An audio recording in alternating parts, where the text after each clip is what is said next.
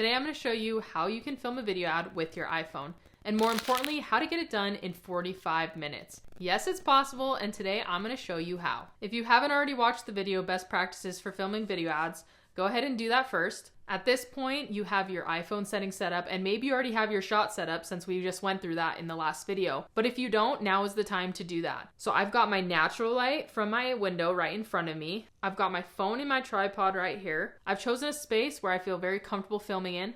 I have good depth in the background. My eyes are in the top third of the shot, and I'm feeling pretty confident. Next, I'm going to find my script on my phone. I'm going to copy paste it and go into the teleprompter app.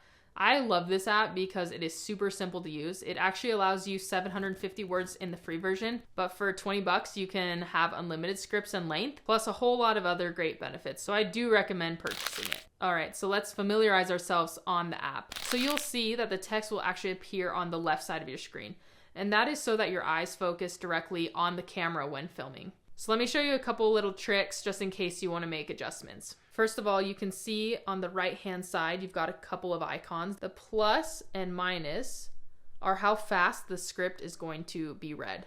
So you can mess with that a little bit. You have this play pause button, so that way you can play the script or pause it when you need to.